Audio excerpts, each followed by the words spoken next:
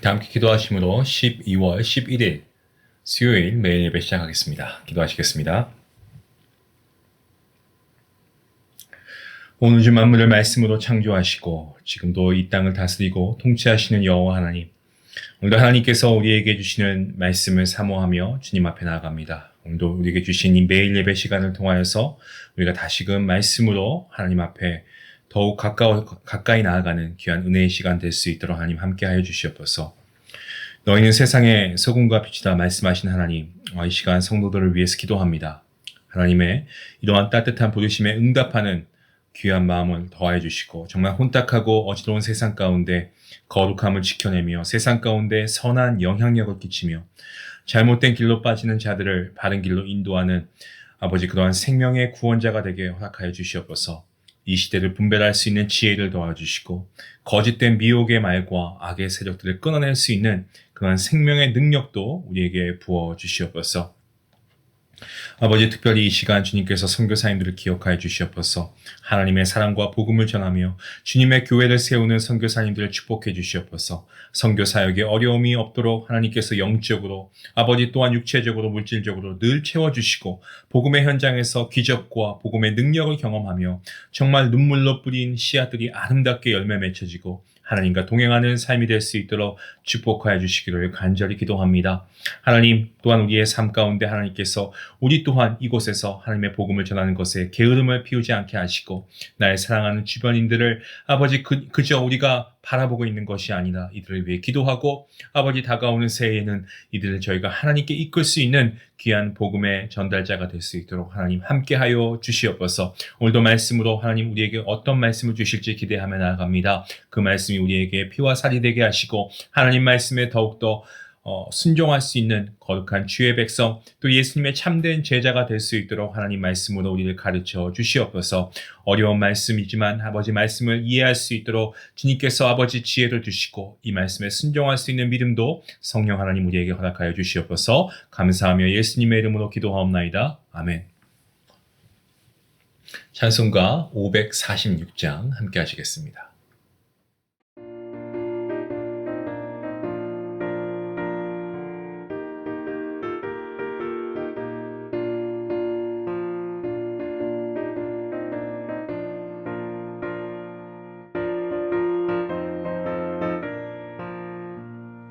주님 약속하신 말씀 위에서 영원토록 주를 찬송하리라. 소리 높여 주께 영광 돌리며 약속 믿고 굳게 서리라. 굳게 서리 영원하신 말씀 위에 굳게 서리. 말씀 그 말씀 위에 굳게 서리라.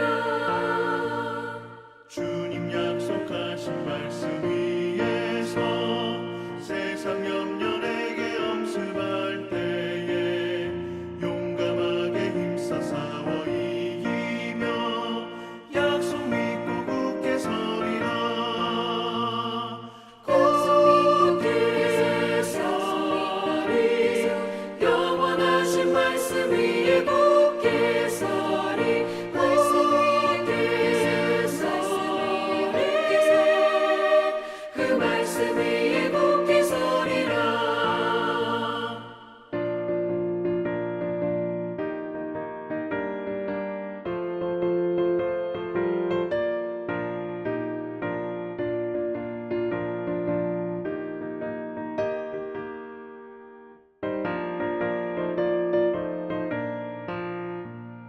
주님 약속하신 말씀 위에서 영원하신 주의 사랑을 믿고 성령으로 힘써 싸워 이기며 약속 믿고 굳게 서리라. 굳게 서리 영원하신 말씀 위에 굳게 서리. 말씀 위에 서리 그 말씀 위에 굳게 서리라. 주님 약속하신 말씀 위에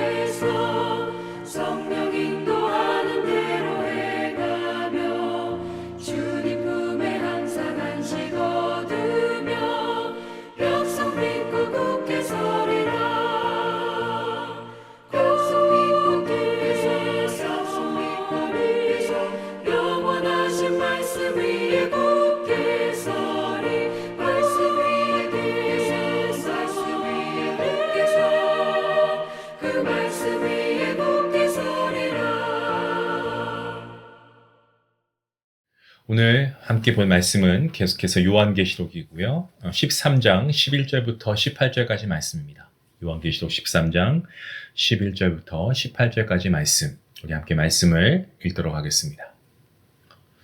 내가 봄에 또 다른 짐승이 땅에서 올라오니 어린 양같이 두 뿔이 있고 용처럼 말을 하더라. 그가 먼저 나온 짐승의 모든 권세를 그 앞에서 행하고 땅과 땅에 사는 자들을 처음 짐승에게 경배하게 하니 곧 죽게 되었던 상처가 나은 자니라. 큰 이적을 행하되 심지어 사람들 앞에서 불이 하늘로부터 땅에 내려오게 하고 짐승 앞에서 받은 바 이적을 행함으로 땅에 거하는 자들을 미혹하며 땅에 거하는 자들에게 이르기를 칼에 상하였다가 살아난 짐승을 위하여 우상을 만들라 하더라. 그가 권세를 받아 그 짐승의 우상에게 생기를 주어 그 짐승의 우상으로 말하게 하고 또 짐승의 우상에게 경배하지 아니하는 자는 몇이든지 다 죽이게 하더라. 그가 모든 자, 곧 작은 자나 큰 자나 부자나 가난한 자나 자유인이나 종들에게 그 모든 오른손에나 이마에 표를 받게 하고 누구든지 이 표를 가진 자 외에는 매매를 못하게 하니 이 표는 곧 짐승의 이름이니 그 이름의 수라. 지혜가 여기 있으니 총명한 자는 그 짐승의 수를 세어보라. 그것은 사람의 수니 그의 수는 666이니라. 아멘. 어제 본문이었죠. 본문 앞서 등장한 바다에서 올라온 짐승에 대한 묘사에 이어서요. 오늘 본문에서는 땅에서 올라온 또 다른 짐승에 대해서 묘사하고 있습니다. 그 짐승들의 어떤 특징이나 또한 역할들, 또 그 목적에 대해서 말씀을 하고 있는데요. 먼저 11절 말씀을 보시면 사도 요한은 바다에서 한 짐승이 나온 것과 같이 땅에서 올라오고 있는 또 다른 짐승을 보았습니다. 그가 본 그 짐승의 특징은 다음과 같은데요. 먼저 어린 양같이 두 뿔이 있었다라고 되어 있습니다. 자, 여기서 우리가 기억해야 할 표현이 있습니다. 그것은 바로 사람들은 어린 양 두 뿔에 주목하지만 더 주목할 표현인데 그것은 바로 뭐뭐같이 뭐뭐이다 이런 겁니다. 이게 사실 뭐뭐 같다와 뭐뭐이다 이게 약간 좀 비슷하게 들리는 경우가 있는데 사실 전혀 다른 경우죠. 이같이 땅에서 올라온 또 다른 짐승이 제 아무리 어린 양과 같이 두 뿔을 가지고 있다고 해도 그는 결코 어린 양일 수 없습니다. 이후로도 그 짐승은 어린 양이신 예수님을 모방하고 또 여러 이적을 보여서 사람들을 미혹하고 유혹합니다. 자, 이어서 그 짐승은요, 용처럼 말했습니다. 자, 여기에서 역시 주의해야 할 표현이 있는데 무엇처럼이라고 되어 있는 표현입니다. 요한계시록에는요, 용의 실체에 대해서 9절 말씀에서 기록하고 있죠. 우리가 12장 9절 말씀입니다. 예. 큰 용이 내쫓기니 옛뱀, 곧 마귀라고도 하고 사탄이라고도 하며 온 천하를 꿰는 자라. 그가 땅으로 내쫓기니 그의 사자들도 그와 함께 내쫓기니라. 12장 9절 말씀인데요. 용이라고 하는 것은 마귀, 그리고 사탄을 의미합니다. 그가 용처럼 말을 했다는 것은 분명 그가 마귀가 아니었음을 보여줍니다. 그럼에도 그는 사탄처럼 온 세계를 미혹하고자 했죠. 땅에서 올라온 또 다른 짐승의 특징을 통해 그의 실상을 한번 정리해 보면 이 겉모습은 어린 양처럼 보이지만 용처럼 말을 하는 분명 사탄, 이 마귀, 사탄에 속한 존재였습니다. 자, 이제 그 짐승의 역할과 목적에 대해서도 말씀하고 있는 내용이 나오는데요. 그 말씀이 본문 12절부터 15절까지의 말씀입니다. 땅에서 올라온 또 다른 짐승의 역할을 우리가 확인하게 되는데요. 그러면서 우리는 그 짐승이 독립적인 존재가 아닌 종속적인 존재라는 것을 우리가 확인하게 됩니다. 그 짐승은 먼저 나온 처음 짐승, 앞서 등장했던 바다에서 나오는 짐승의 모든 권세를 대행했습니다. 두 마리의 짐승을 구분하는데 좀 다소 혼란스러울 수 있기 때문에 이제부터는 바다에서 올라온 짐승을 이 첫째 짐승으로 그리고 땅에서 올라온 짐승을 둘째 짐승으로 제가 그렇게 부르겠습니다. 이 둘째 짐승은요, 땅과 땅에 사는 자들이 바다에서 올라온 첫째 짐승에게 경배하게 했습니다.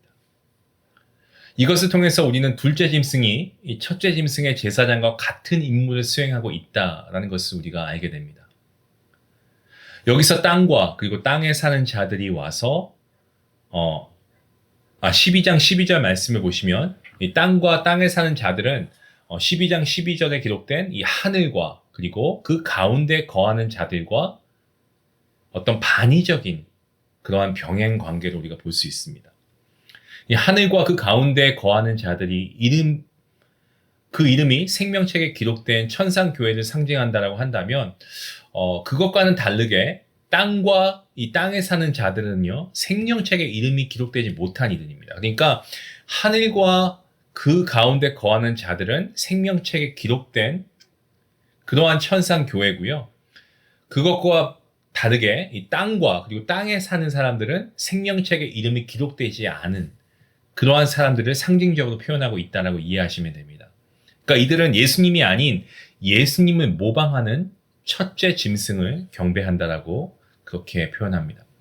첫째 짐승은 예수님의 죽음과 부활을 모방해서 사람들의 오해를 아주 의도적으로 일으켰습니다. 예수님은 분명 약속의 말씀을 따라 우리 죄를 대속하시기 위해서 십자가에 달려 돌아가셨습니다. 그리고 사흘 만에 부활하셨습니다. 하지만 처음 짐승은 애당초 죽지 않았습니다. 죽게 되었던 상처를 이 새 번역을 보시면 치명상으로 번역하고 있습니다. 치명상. 그러니까 첫째 짐승은 죽은 것이 아닌 죽을 수도 있는 상처로부터 회복된 것일 뿐이었죠. 그러니까 그것은 결코 예수님과 같이 죽었다가 다시 살아난 존재가 아니었다라고 이해하시면 됩니다. 본문 13절 말씀을 보시면 이 둘째 짐승은 땅에 사는 이들이 첫째 짐승을 경배하게 만들기 위해서 이 불이 하늘로부터 땅으로 내려오는 이적을 보였습니다. 자, 이것은 과거 선지자 엘리야가 갈멜산에서 이 바알 숭배자들과 대결할 때 여호와의 불이 내려와서 여호와 하나님만이 참 신이다라는 것을 확증한 사건을 떠올리게 합니다. 이 둘째 짐승은 이것을 모방해서 땅에 사는 자들을 미혹했습니다. 둘째 짐승이 첫째 짐승의 권세를 이용해서 이적을 행하는 이유가 있습니다. 그 목적이 무엇이냐면 땅에 거하는 자들이 첫째 짐승을 경배하게 만들기 위한데 그 이유가 있었죠. 둘째 짐승은 이것을 온전하게 이루기 위해서 땅에 거하는 자들에게 첫째 짐승의 우상을 만들 것을 전했습니다. 자, 여기서는 첫째 짐승을 칼에 상했다, 그리고 살아났다라고 이렇게 소개하고 있는데 앞선 12절 말씀에서는 죽게 되었던 상처가 나은 자, 그렇게 되어 있습니다. 이것을 통해 우리가 이 부활한 어린 양 예수님과 그리고 그 짐승은 감히 비교가 될 수 없다라는 것을 우리가 분명하게 기억해야 합니다. 15절 말씀을 보시기 바랍니다. 그가 권세를 받아 그 짐승의 우상에게 생기를 주어 그 짐승의 우상으로 말하게 하고 또 짐승의 우상에게 경배하지 아니하는 자는 몇이든지 다 죽이게 하더라.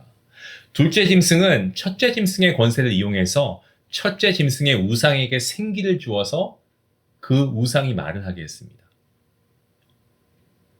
생기를 주었다라고 하는 이 말씀이 표현을 통해서 아마 저와 여러분이 똑같이 한 가지 이야기가 상기가 되죠. 하나님의 인간 창조가 상기되지 않습니까?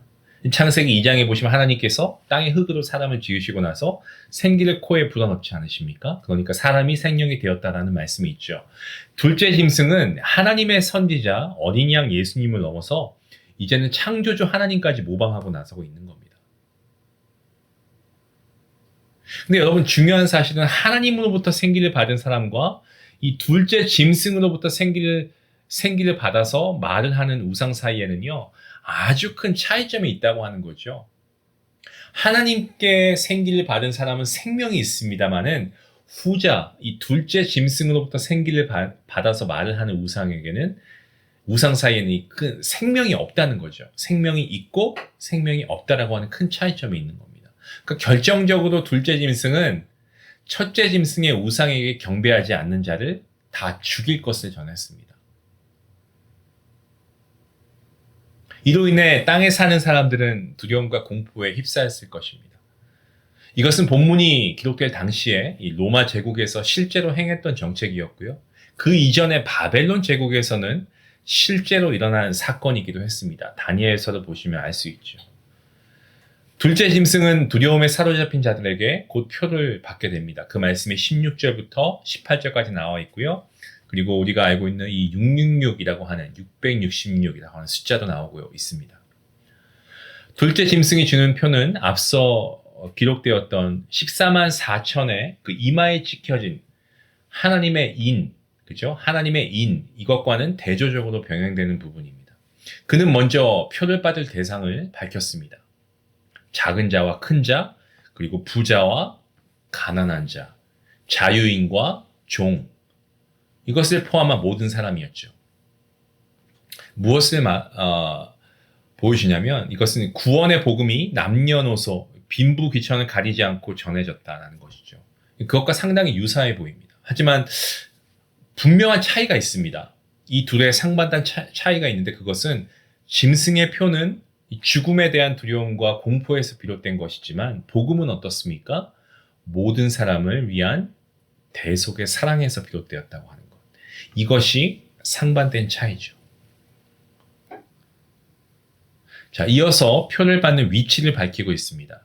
앞서서 하나님의 인, 이 하나님의 인이 14만 4천 명의 이마에 찍힌 것과 같이 이 짐승의 표도 이마 혹은 오른손에 받게 했죠.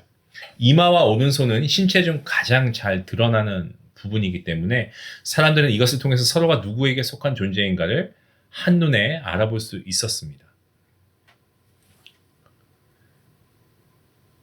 짐승의 이름이나 그 이름을 나타내는 숫자로 된 표를 받지 않는 사람은 큰 불이익을 당해야만 했습니다. 일체 매매를 할 수 없었고요. 아무것도 뭐 팔거나 사거나 이런 행위도 불가능했습니다. 이것은 무엇을 의미합니까? 경제활동, 이것을 완전히 금지당했다는 거죠. 더 나아가면 생존의 위협까지 받는 그러한 상황이 된 겁니다. 만약 오늘 한번 우리가 예를 들어서 오늘 당장 짐승의 표를 우리가 그 받는 것을 거부했다는 이유로 우리가 어떤 것을 사거나 팔 수도 없는 그런 상황 가운데 있다면 우리가 과연 며칠 동안이나 버틸 수 있을까요? 계속해서 우리가 짐승의 표를 거절할 수 있겠습니까? 여기서 짐승의 표를 짐승의 이름이나 그 이름의 수라고 이야기하는 것은요. 당시의 사람들이 빈번히 이름과 그에 해당하는 수를 이 병행해서 사용했기 때문에 그렇습니다. 이것은 그 히브리어와 마찬가지로 이 헬라어 알파벳이 각각의 숫자를 나타내기에 가능한 것이었는데요. 이것은 뭐 중요하진 않습니다만 이런 표현 방법을 뭐 게마트리아라고도 하기도 합니다. 뭐 이것은 중요하지 않으니까요. 일단 넘어가겠습니다. 자, 그 18절 말씀을 보시면 끝으로 요한은 짐승의 수를 세어볼 것을 권하고 있습니다. 자, 그리고 그것이 사람의 수이고 그것의 수가 666이라고 하고 있습니다. 이를 두고 많은 사람은 과거부터 오늘까지 아까 제가 말씀드린 이 게마트리아를 통해서 그 수가 누구를 가리키는 것인지 추론하는 것에 있어서 많은 노력을 기울였습니다. 시대마다 그리고 사람마다 좀 다양한 의견이 제시가 되었는데요. 뭐 혹자는 이 수를 가리켜서 뭐 과거의 어떤 신화 속 신들이라고도 하고요. 또 혹자는 로마 황제, 뭐 도미티아누스, 뭐 교황, 혹은 뭐 히틀러 등의 인물일 것이다라고 주장하기도 했습니다. 혹은 또 특정 집단을 가리키기도 했습니다. 그래서 뭐 컴퓨터, 한때 예전에 막 베리칩이라고 하는 것, 이런 주장도 있지 않았습니까? 아마 한 번쯤 들어보셨을 텐데요. 이 중 지금까지 가장 널리 인정되는 의견은 이 수가 그 네로 황제를 가리킨다라고 하는 겁니다. 본문이 기록된 당시 로마 제국의 통치자인 네로를 가리켜서 666과 연결하는 것, 이것이 1차적으로는 가장 자연스럽다라고 보는 견해가 많습니다. 하지만 이 수를 단순히 어떤 역사 속에 존재했던 한 인물을 지적하기 위한 것으로만 본다라고 하기에는 또 역부족입니다. 요한계시록에는 이미 많은 상징을 제시하고 있지 않습니까? 그래서 이 말씀을 제가 가능한 좀 풀어야 되기 때문에 풀면서도 그 해석이 온전히 다 되기는 어려운 부분들이 있어요. 그래서 여러분들이 많이 어려움을 겪으시면서 따라하고 계시는데 감사한 마음을 갖고 있습니다. 어쨌든 우리가 이 요한계시록에 많은 상징들이 있기 때문에 그 수가 지닌 상징적 의미를 헤아려 보는 것은 사실 우리에게 필요한 작업이긴 합니다. 우리가 쉬운 예로 성경에서 숫자 7이라고 하는 것은 하나님을 상징하는 수 아니겠습니까? 그래서 완전함, 거룩함을 의미하고 있습니다. 반면 6은 어떻습니까? 7에 가장 근접한 숫자이죠. 하지만 미완성, 어떤 부정, 완전이라고 하는 것에 도전하는 세력을 상징하는 숫자가 6입니다. 6이 3번 반복된 것은요, 이 사탄이 삼위일체 하나님을 모방해서 자신이 하나님과 같은 존재로 나타낼 것을 암시하는 것으로 우리가 볼 수 있습니다. 따라서 짐승의 수, 사람의 수 666은 불완전한 존재입니다. 이 불완전한 존재로서 완전한 하나님의 지위를 노리고 도전하는 존재, 혹은 어떠한 세력, 이런 것을 의미하는 것이다 라고 이해하시면 됩니다. 인간들은 계시록을 통해서, 요한계시록을 통해서 종말의 때가 언제인지를 알고 싶어 합니다. 하지만 하나님께서는요, 이 요한계시록을 통해서 종말의 때가 곧 있을 것을 전해주십니다. 우리가 알고 싶은 것과 그리고 하나님이 알려주시는 것 중에서, 여러분, 이 두 가지 중에서 우리가 더 집중해야 할 것이 있다면 무엇이 되어야 하겠습니까? 하나님이 알려주시는 것이 되어야 되겠죠. 성도 여러분, 어린 양과 같은 존재는 끊임없이 우리를 미혹합니다. 우리가 요한계시록, 우리가 정말 어려운 이 성경을 우리가 함께 묵상하고 있는데, 우리가 이런 의미를 우리가 온전히 다 알 수 없는 부분이 있다고 하지라도 이 계시록을 통해서 우리가 분명히 알게 되는 것이 있습니다. 우리는 주님이 오시는 그날까지 끊이지 않는 미혹을 받게 될 거라는 거죠. 그럼에도 우리가 온전히 쫓아야 할 것이 있습니다. 우리의 어린 양이신 예수님을 쫓아야 됩니다. 그 주님을 힘입어서 우리가 하나님의 진리의 말씀 성경을 열고 하나님의 말씀의 빛을 받고, 그리고 그 말씀으로 우리가 오늘 지혜로운 사람으로, 우리가 영적으로 건강한 주님의 자녀로 우리가 살아가야 할 줄로 믿습니다. 오늘 그 마음과 믿음을 가지고 오늘 그렇게 우리가 주님의 사람으로 살아갈 수 있는 저와 여러분 모두가 될 수 있기를 간절히 기도합니다. 기도하시겠습니다.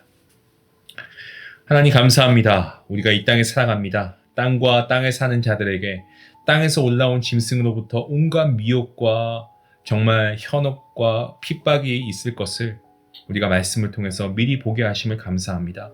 우리가 처해진 삶의 자리에서, 위치에서 정말 어린 양과 같은 이가 아닌 어린 양 되신 예수님만을 우리가 온전히 믿고 살아갈 수 있는 분별력을 허락해 주시옵소서. 오늘도 하나님의 말씀을 우리가 읽었습니다. 하나님의 말씀 우리가 함께 묵상했습니다.